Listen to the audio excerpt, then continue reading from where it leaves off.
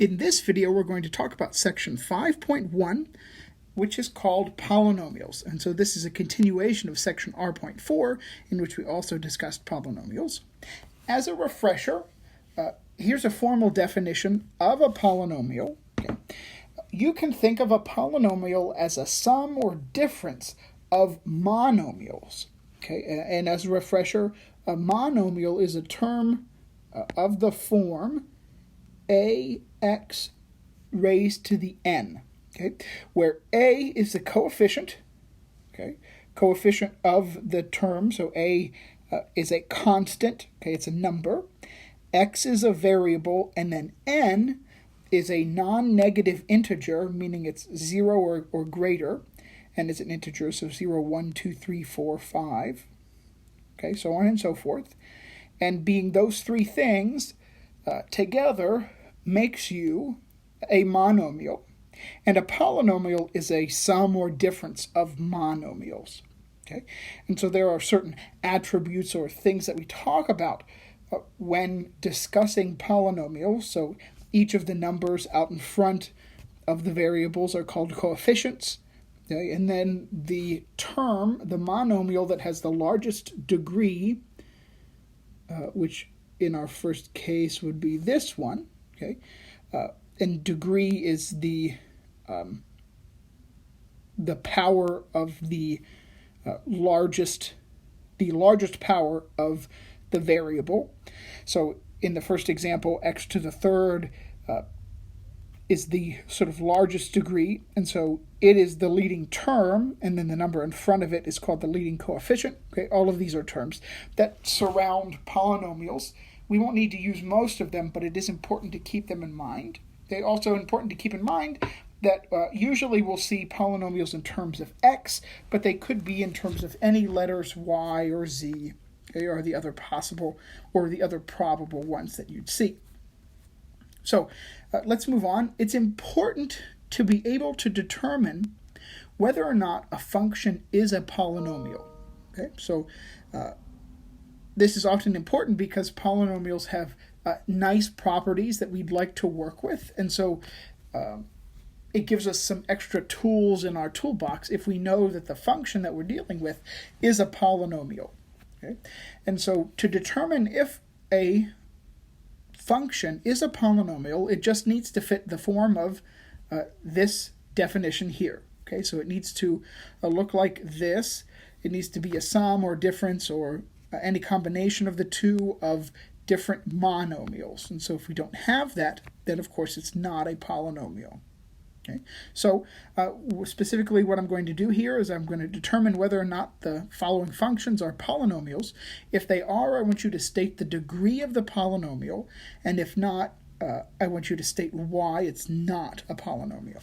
Okay, so let's start with A. And A is 5x cubed minus 1/4 x squared minus 9. Okay, and so if we look at that, we see that each of the terms of the polynomial are each monomials themselves. And this is a difference of just three different monomial terms. And so the answer to part A is yes, it is a polynomial.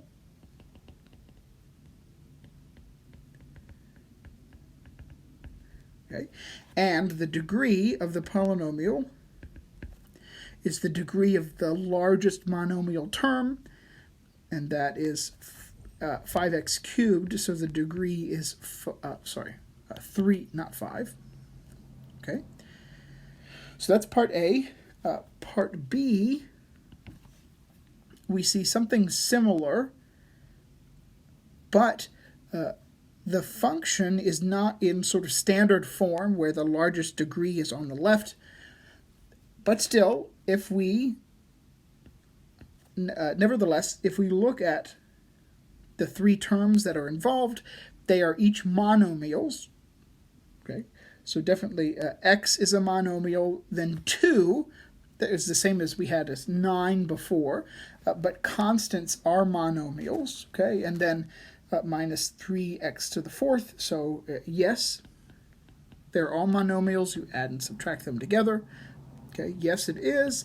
and the degree of this monomial is 4 because 3x to the fourth there is the largest. It is the monomial that has the degree of the exponent that is largest. Okay, so that's part B. Now we get to the interesting part, part C.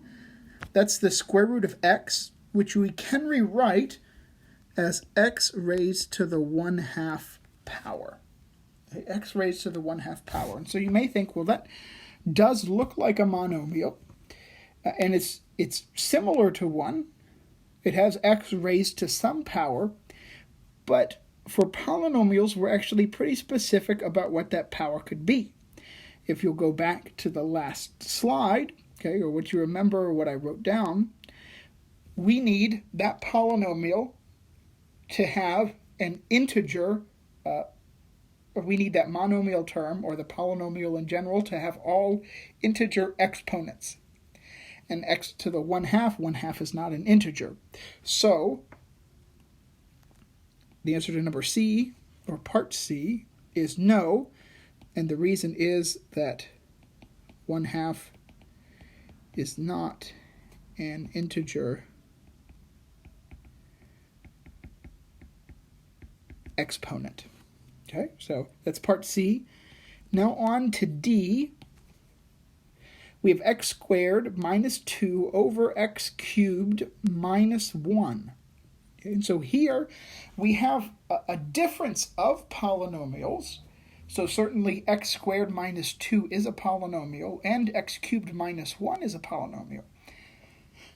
The question is whether or not the quotient of those two is a polynomial. And the answer is no. Okay, I can't have a difference of two. I can't. This is not a foolproof statement, but unless these reduce, unless the quotient of the two reduces to a polynomial, the answer to part D is no. It's not a polynomial. Okay, because it doesn't reduce to one single form. So if we go back, the definition of a polynomial doesn't say anything about the difference of the quotient of two polynomials. So unless this would simplify and the x cubed minus 1 would cancel out with something in the numerator, then this is not. So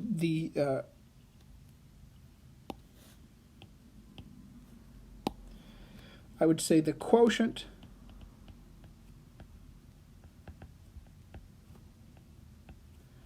does not reduce to a polynomial. So that would be part D. Now we're going on to part E, and part E says 8. Okay. Part E says 8. Can 8 be a polynomial? Certainly, functions that have a constant in them can be polynomials, but the question is, if it's just a constant, can it be a polynomial? So let's go back to the definition.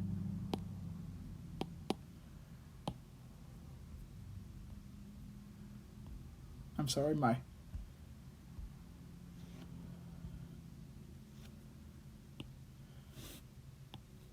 iPad is not cooperating with me.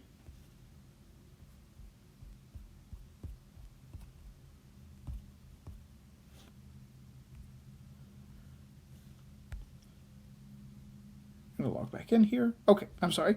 Sorry for that unfortunate delay. Is 8 a polynomial? So 8 would be really, we would have to rewrite 8 as 8x to the 0th power. Okay, anything to the 0 power is 1, and so we'd be left with 8. Okay, so the question is, and this would be the only term, so it's the leading term, and the leading coefficient is 8. Can a leading term have a exponent of 0? Is that possible? And the answer is yes, it is. All that it says is that n has to be greater than or equal to 0 here, and so it can be. And it doesn't have anything. It doesn't say anything against having a 0 being the leading term, or something. A monomial of this form with 0 in the exponent isn't prohibited. So the answer is yes.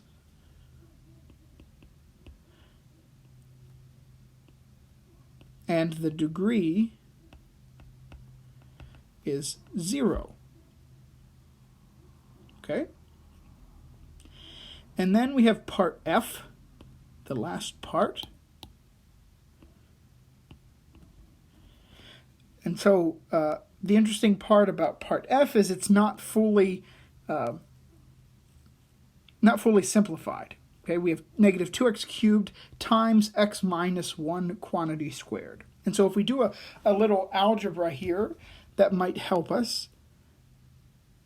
X minus 1 quantity squared is equal to, with the special rules that we talked about before in section R.5, we can say that x minus 1 quantity squared is x squared minus 2x plus 1. And so then negative 2x cubed times the quantity x squared minus 2x plus 1. We have negative 2x to the 5th plus 4x to the 4th minus 2x cubed. Okay, and so that's our simplified function there. So you'd ask yourself, is that a polynomial? And the answer is yes, it is. And the degree is 5. Okay, it's the exponent on the leading term, so the monomial with the highest degree. Okay, so there is how you do this first type of skill that I want you to learn. Okay, and so as always, here's a your turn, where I want you to look at these functions and tell me whether or not they are polynomials. If they are, state the degree of the polynomials, and if not, state why they are not polynomials.